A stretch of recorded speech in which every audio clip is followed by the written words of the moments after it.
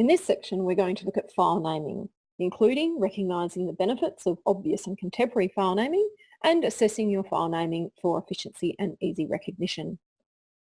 This section relates to Workbook Activity 2.1 and 2.2, so you can read through the questions and make any relevant notes as we step through. Your file name should be obvious and contemporary, but what do we mean by contemporary? Much of the misinformation that's out there about file naming is based on what we used to have to do to use old technology.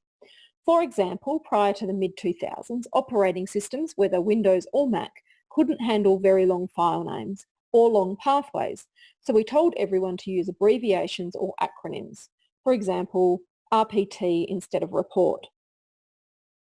These days, Windows will take a file name of up to 256 characters.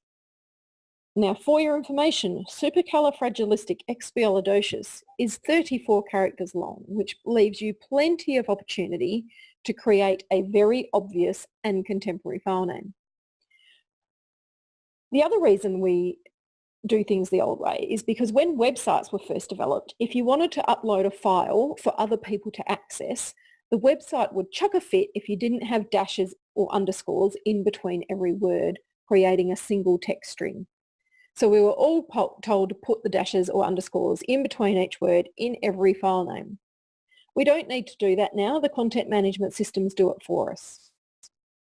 So the gist here is that you don't need to make your file naming any more complicated than it needs to be, so that you don't waste time using symbols or abbreviations that are not required.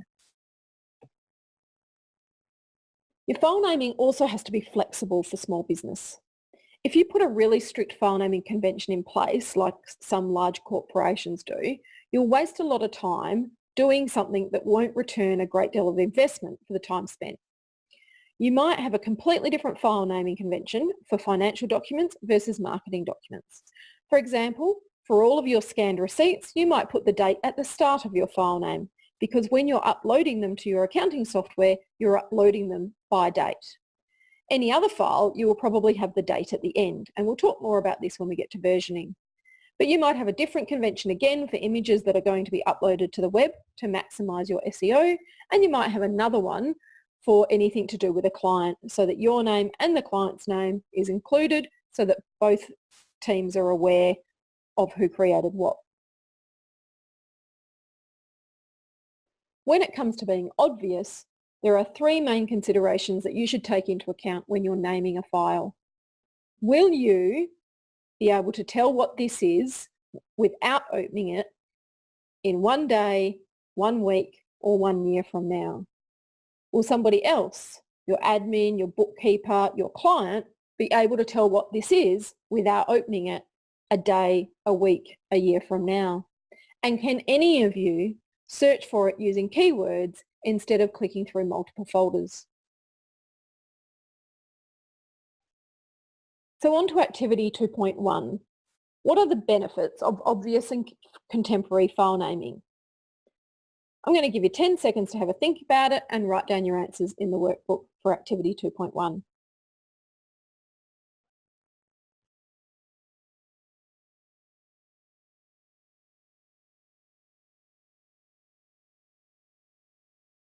If your answers are around being flexible for small business, for saving time, being uncomplicated, so that you and anyone else can tell what that file is without opening it in a day, a week, or a year from now, or that any of you can search for it using keywords instead of clicking through multiple folders, then you are on the right path.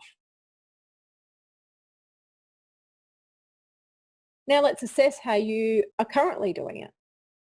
I want you to think about how you currently name your files and tell me, can you tell what your file names are without opening them? Could somebody else tell without opening them? If you think about your 5 most used files, and if you were to search for them rather than browse, what keywords would you use? And how many other results would turn up as part of that search?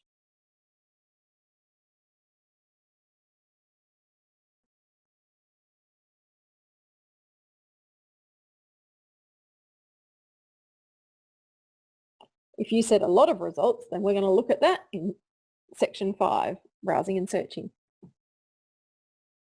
Our next section is versioning. So please join me in the next video